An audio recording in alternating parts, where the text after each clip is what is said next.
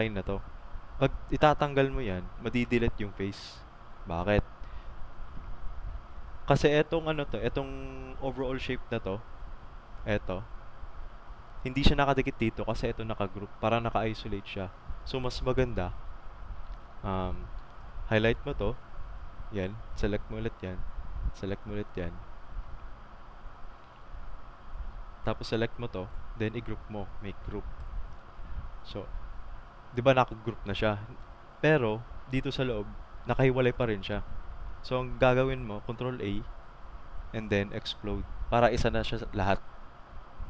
So parang isang group lang ang nangyari. So pwede mo na siyang i-delete.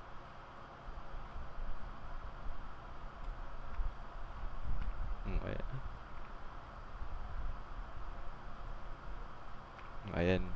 Pwede na ma-delete.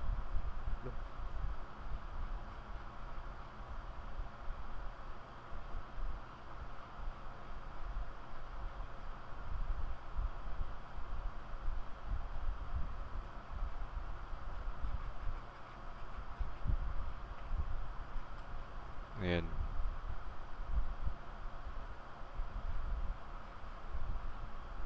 Then, eto yung way ko Depende naman sa inyo kung anong gusto nyong gawin. Kunyari, maglalagay na ako ng part nandito sa top. So, isa-select ko to, double click. Tapos, i-copy ko siya.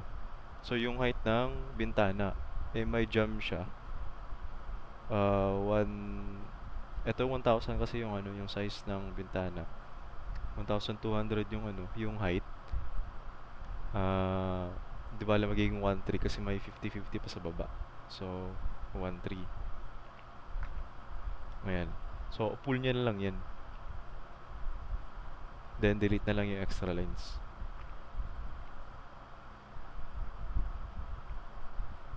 Kailangan nyo siyang i-delete kasi may instances na, halimbawa, pag may kailangan ka ng revise, pag ni-pull mo yun, o pag push or pull, pag in-edit mo yun, ang mangyayari, may segmented siya. Hindi siya buo. So much better na maglinis ka habang gumagawa ka para walang sakit sa ulo.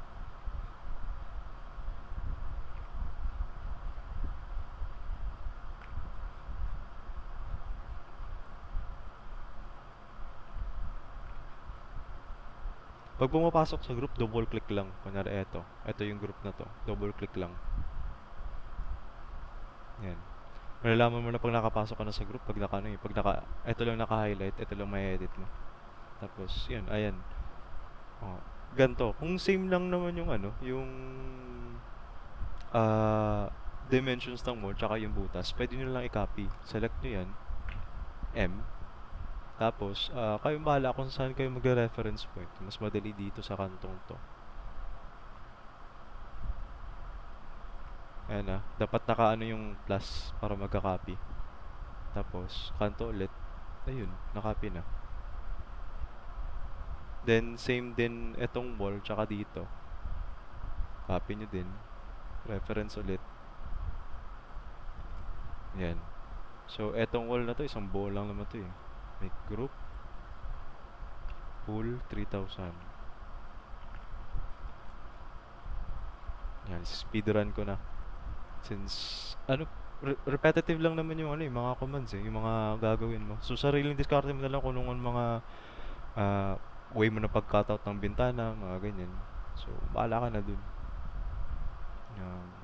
Click, group, highlight, pull.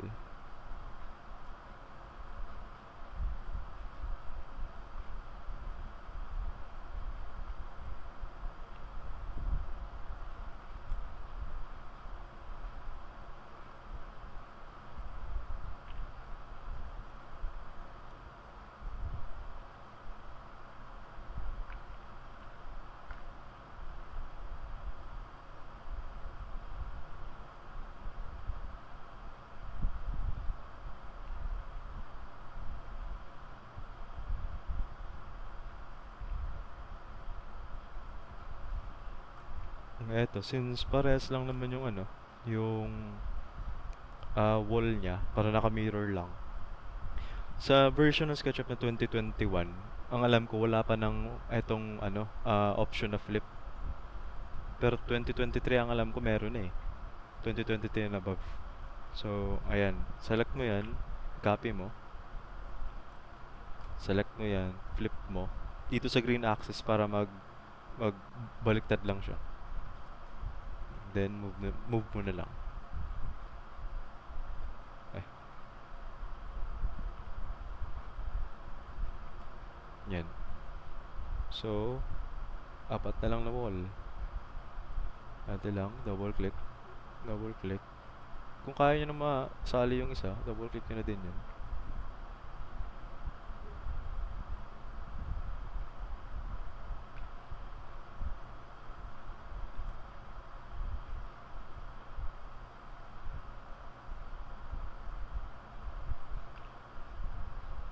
$3,000. So, ito, 900. Just double click nyo yan. 1, 2. Tapos, pull nyo na lang. Ito, di ba may ano, napansin nyo may blue, may white. Yung faces yan kung anong orientation niya. So, ang alam ko, yung orientation pag blue, yung likod niya ng face. So, reverse face mo na lang. Ayan o. Kung na-OC ka.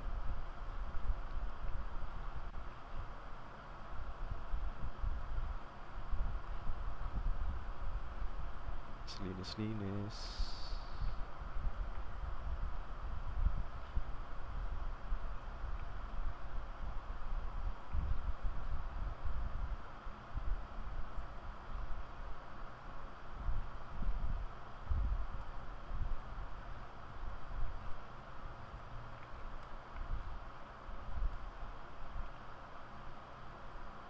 Copy. Pwede yun halimbawa, pag move mo, di ba wala pang plus? Tapos, niselect mo na siya. Pindutin mo lang yung control. Ayan. So, magka-copy na siya. Ano, mali yung reference ko. Dito sa kanto. Ayan. Ayan. So, may bintana ka na dyan. Dito. Dito sa wall, group lang yung gagawin natin kasi iba-iba yung, ano niya, yung configuration niya, iba din yung shape niya. Hindi kagaya dun sa column na pwede natin gawing component para isang edit pag halimbawa gusto mo may design yung column. Halimbawa, eto. 'Di ba pare-pareho lang 'to? Ayan. So kung gusto mong iba yung itsura ng ng column mo, pwedeng eto lang na isa yung i-highlight mo, edit mo 'yan, palitan mo yung height, ayun oh. Lahat 'yan magagalaw kasi naka-component siya. Kumbaga yung data ng isa, shared sa data ng lahat. Hindi kagaya dito sa wall, may kanya-kanya 'to. Kaya kung i-edit mo to, halimbawa eto, 'di ba nag-mirror lang tayo dito. So technically parang parehas lang siya pero hindi. Yung data niya hindi. Parang isang entity to, isang entity din to. So dito na tayo sa wall na to.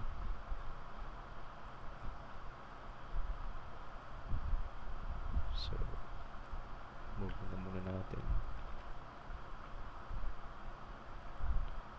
Make group. And then pull. Ito 900. Tapos triple click nyo lang. Pwede na yung isa Ayun o. Tapos copy nyo. Ika-copy nyo mismo yung face. Tapos yan yung reference point. Yan o. Pag hindi nyo ni-copy, yung mga nakakonect sa kanya na lines tsaka ng mga faces magagalaw. Pag ika-copy mo, ayan, parang bagong entity siya. So yun, 1,300. Then pull nyo. Ayan. Tapos tanggalin na lang yung mga excess lines.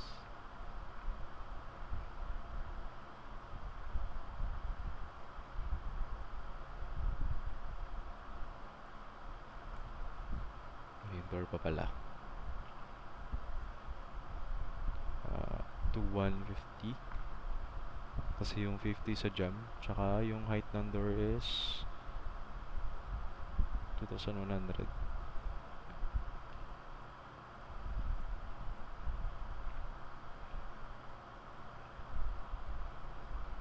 Ayan. Iba yung ano, iba yung ah, dimension ng door dito tsaka dito kaya di natin siya pwedeng i-copy. Maliban na lang kung tinamad ka paggawa ng CAD, pare-pareho mo. Pero entrance to eh, tsaka ito yung back door. So 900 to, 800 to. Kaiba siya. So move lang natin to. Highlight, highlight, highlight, highlight. Then make group. Double click para pumasok sa group. Pull. Then hindi to hold. Click lang. Tapos pwede mo na siyang galaw kahit saan. Pwede mo galaw kahit saan. Tapos type 3000. Double click. Ito 900. Tapos select. Then 1300. Then pull. Linis ulit.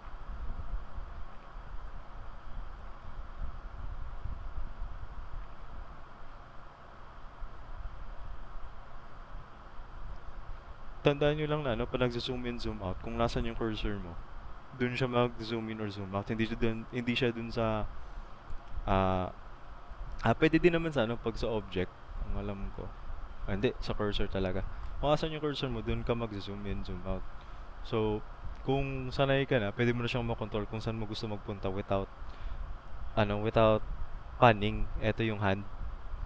Kaya halimbawa, gusto ko pumunta dun, zoom in, zoom out lang. Dito ako mag-zoom out. Zoom in ako dito. Ganyan-ganyan lang.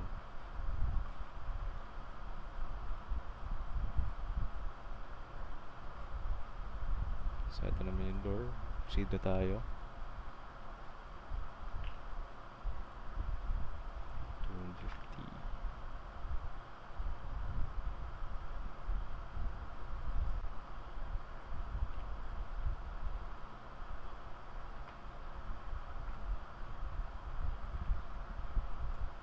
Ayan. So, meron na tayo ng walls, saka meron na tayo ng columns. Ngayon, ikaw bahala kung anong diskarte mo, kung anong ine-next mo. Sa akin, ang susundin ko is yung bintana. So, tanggalin lang natin yung mga bintana nito kasi magagalaw siya.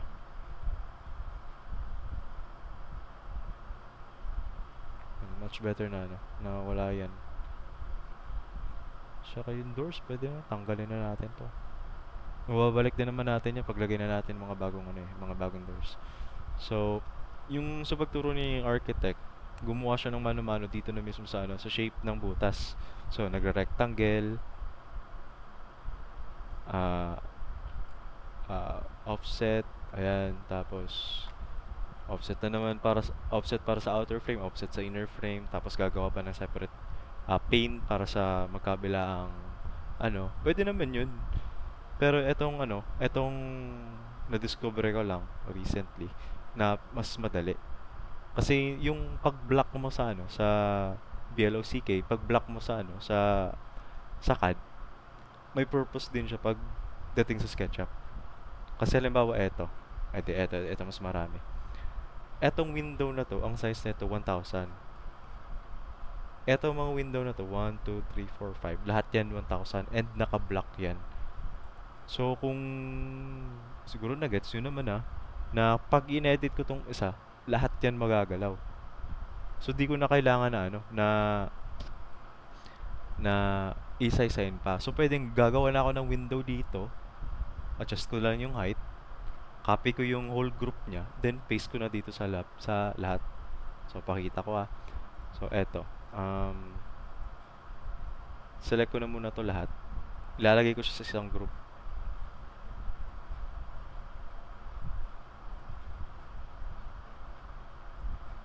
Para pag-edit ko, pag-copy ko, isang group na siya. Nag-hold lang ako ng control para may addition na symbol para ma-add siya. Then, right click, make group. Ayan. So, pwede ko siyang i-copy. Control V. Ayan. Yan yung mga windows. So, dito na ako mag-edit. Halimbawa, i-edit ko na to. Ayan. Papasok ka. Di ba naka-group siya?